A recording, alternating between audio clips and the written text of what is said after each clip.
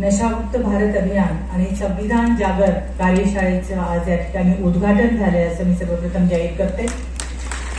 त्याच निमित्ताने या कार्यक्रमाच्या व्यासपीठावर उपस्थित आणि ज्यांचा सत्ता सत्कार झाला असे लातूर जिल्ह्याचे पोलीस अधीक्षक सोमयाजी मुंडे, त्यानंतर ज्यांनी हा कार्यक्रम आयोजित केलाय असे प्रादेशिक उपायुक्त देवसटवार आणि त्यांची सर्वच टीम चिकुर्ते आणि जिल्हा परिषदचे समाज कल्याण अधिकारी, आमचे जिल्हा माहिती अधिकारी प्रीती माऊली लातूरकर, सुवर्ण जगताप, वृक्षप्रेमी अनिल जायबाय, आता सगळ्यांचेच नावं घेणं शक्य नाही मला वेळेच्या याच्याप्रमाणे, आणि उपस्थित सर्वच मान्यवर ज्यामध्ये प्रामुख्याने मुख्याध्यापक आहेत, लहान मुलं मुली आहेत आणि सर्वच या ठिकाणी सकाळपासून या ठिकाणी या कार्यक्रमासाठी उपस्थित आहेत। सगळ्यात पहिले तर मला विभागाचं खरंच अभिनंदन करावंच वाटतं। मलाही वाटलं नाही की एवढा मोठा आणि देखणा कार्यक्रम तुम्ही आयोजित केलाय, की इतका चांगला रिस्पॉन्स आणि इतक्या चांगल्या सगळ्या वक्त्यांना तुम्ही या ठिकाणी बोलवलंय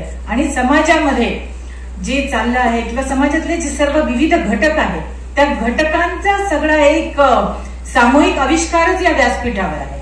सगळ्या वेगवेगळ्या समाजाचं प्रतिनिधित्व आज व्यासपीठ आणि व्यासपीठासमोरील व्यक्ती या करत आहेत। आपण जेव्हा संविधानाकडे बघतो तर आपलं संविधान हे सर्वोत्कृष्ट संविधान आहे आणि त्या व्यक्तीच्या आपण कायमस्वरूपी ऋणात आहोत, डॉक्टर बाबासाहेब आंबेडकर यांच्या, कारण की त्यामुळे समाजातल्या सगळ्या घटकांना आज या मानाने आणि डिग्निटीने राहण्याचं सामर्थ्य प्राप्त झालं। आणि म्हणून या कार्यशाळेचं जेव्हा मी बघते तेव्हा मला असं वाटतं की दिव्यांगांना सहानुभूती नकोय, ट्रान्सजेंडरला सहानुभूती नकोय, माझ्या महिलांना तर अजिबात सहानुभूती नकोय, सगळ्यांना गरज आहे। आपण थप्पड पिक्चर बघितला असेल, हिंदी पिक्चर, सगळ्यांना म्हटलं अरे काय एक थप्पडनी काय होतं, त्या थप्पडनी त्या व्यक्तीचं सेल्फ डिग्निटी निघून जाते आणि हा सेल्फ डिग्निटीकडे जाण्याचा प्रवास आपण या कार्यशाळेतून एक संदेश दिलाय जो मला खूप महत्वाचा वाटतो। आज बऱ्याच ठिकाणी यांनी प्रश्न विचारले आपल्या या उपसंचालकांनी की कुणी व्यक्ती मदत करतं का, रस्ता लहानपणी हे संस्कार होते, रस्ता ओलांडताना काठी दिसली तर आपण पटकन जाऊन पळत जात होतो, पण आज कुठेतरी ही भावना थोडीशी लोप पावत चालली आहे, कारण इतकी यंत्राची, पहिले पोलीस स्टेट होतं, नंतर वेलफेअर स्टेट झालं, आज कल्याणकारी राज्यात आपण वावरत असताना सुद्धा ही छोटी छोटी मूल्य आपण विसरत चाललो आहे आणि आपण खरोखर नशीबवान आहोत।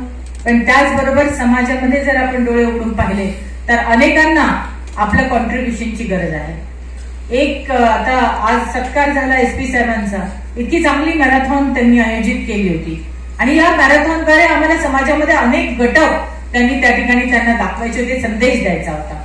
एक साधा व्हिडिओ एका मीटिंग नंतर म्हणजे युवराज मी सांगते की त्यांनी माझा घेतला, रेग्युलर मीटिंग होती आणि मलाही वाटलं नाही, ते म्हटलं एक बाईट द्या मॅडम, मी बाईट दिला, तो अगदी नॅचरल होता की नशामुक्त मुलांनी कसं नशेकडे जाऊ नये, व्हाईटनर कसा धोकेदायक आहे आणि लहानपणापासून या गोष्टींपासून कसं स्वतःला आणि मुलांना पालकांनी आवडावं।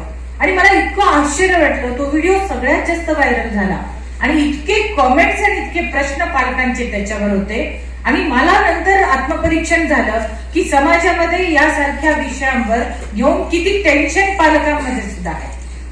तर या छोट्या गोष्टी आपल्याला दिसत असतात आणि म्हणून खूप अगदी थॉटफुल मुख्याध्यापकांची, शिक्षकांची या ठिकाणी असलेल्या आपल्या सगळ्यांची निवड या कार्यशाळेसाठी करण्यात आलेली आहे। तुम्ही देशाचे नागरिक घडवता, लहानपणापासून जर या गोष्टी, जर आलेल्या मुलाची आपण थोडीशी तपासणी केली, एक गुरुवार करूया की आपण शाळेतून, आता सकाळी मी VC घेतली आहे आणि आपलं मिशन 45 आता सुरू होत आहे शाळांसाठी, मुख्यमंत्र्यांची माझी शाळा सुंदर शाळा, त्याच्यात हे सगळे उपक्रम आपण घेणार आहोत आणि त्याच्यामधला एक लहान मुलांना आपण एक देऊया की नाही, तू शाळेत येताना त्याचे खिसे तपासले जातील, त्याच्यानंतर त्याची स्वच्छता बघितली जाईल, त्याच्यामधले त्यांनी काय खाल्लंय ते बघितलं जाईल आणि व्हाईटनर जर असेल तर त्या ठिकाणी त्याच्या पालकापर्यंत पोहोचण्याचा आपले शिक्षक त्या ठिकाणी प्रयत्न करणार। उडता पंजाब पिक्चर बघितल्यानंतर आपल्याला सगळ्यांना वाटलं होतं असं कुठे होतं का, पण आता काही अंशी चित्र आपल्याला आजूबाजूला दिसतंय आणि ते फार आपल्याला निराशाजनक आणि चिंताजनक आहे।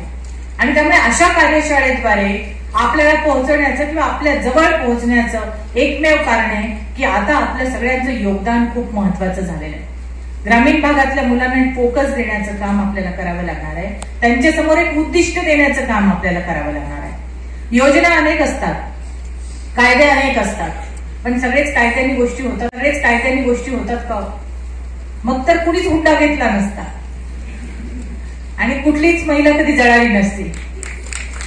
पण समाजामध्ये कायदे करणारा जेवढा महत्वाचा असतो तेवढ्याच ताकदीने समाजामध्ये आपण जे राबवतो आणि ज्यासाठी आपल्याला एक शक्ती लागते की समाजाची शक्ती, ती सुद्धा तेवढीच महत्वाची आहे. आणि या घटकांसाठी मी आपल्याला आवाहन करते की ती संवेदनशीलता आपण या व्यासपीठामार्फत आपण समाजामध्ये रुजू करण्यासाठी आपल्या सगळ्यांचा हातभार मारला पाहिजे. मी म्हटलं आता की अनेक गोष्टी आपल्याला आढळतात, पण माणुसकीचा गंध आपल्याला कुठेतरी लोप पावत चाललाय. मी आपल्याला एवढंच सांगू इच्छिते, कारण वेळ झालाय, मलाही जायचंय. असं तर खूप वेळा आपण एकमेकांशी संवाद साधू शकतो, पण या कार्यशाळेतून अंधश्रद्धेच्या बाबतीत अनेक विषय हाताळले जातील, अनेक गोष्टी. कारण लहानपणापासून आपलं मन या गोष्टीकडे. मी सुद्धा 10वी-12वीला तो भारतवर्ष पक्षी दिसतो का बघायचे कुठे झाडावर. तर इतक्या एक पेन होता, त्या पेननी चांगलं गेलं तर मला वाटतं हाच पेन आपण वापरला पाहिजे परीक्षेत. तर या छोट्या छोट्या गोष्टी असतात, कुठेतरी आपण कोणाचं बघतो आणि मग आपल्या इमोशनल या गोष्टींना आपण टच होत राहतात आणि नंतर असं वाटतं की या बरोबर आहे. पण तिथपर्यंत ठीक असतं, पण जेव्हा बोंधू महाराज आपल्या महिलांचे लैंगिक शोषण होतं आणि अनेक समाजातल्या अनेक घटकांद्वारे, अंधश्रद्धेद्वारे या सगळ्या गोष्टींपर्यंत जेव्हा व्यक्तीला त्रास व्हायला सुरुवात होतो, तेव्हा त्याच्यातली गोष्ट आणि त्याच्यातला प्रॉब्लेम आपल्याला समजायला भाग पाडतो. एक सगळेजण, मी नेहमी माझ्या भाषणात सांगते, इंजिनियर, डॉक्टर्स, आर्किटेक्ट, वेगवेगळ्या डिग्र्या मिळण्यासाठी खूप मोठ्या मोठ्या युनिव्हर्सिटीज आहेत, कॉलेज आहेत, पण एक डिग्री आपल्याला कुटुंबातून, समाजातूनच प्राप्त करून घ्यावी लागते, ती म्हणजे माणुसकीची डिग्री.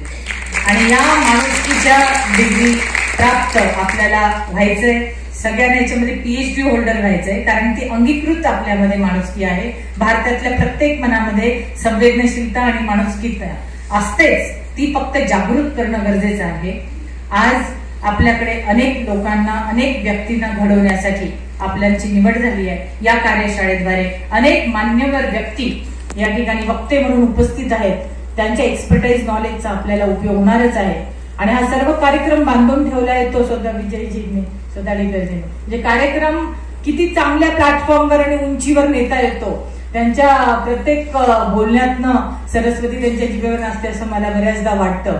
आणि मराठवाडा मुक्ती संग्राम असेल किंवा अनेक उपक्रम असतील, वेगवेगळ्या महिन्याभरात अनेक आता आपल्या शासनाच्या तर योजना असतात, पण अनेक वेगवेगळ्या गोष्टींमधनं प्रशासन आपल्या समोर येत असतंय. आता तर शासन आपल्या दारी आहे, दिव्यांग आपल्या दारी आहे, व्यक्ती हा केंद्रबिंदू ठेवून आपण सगळ्या ठिकाणी येत आहोत.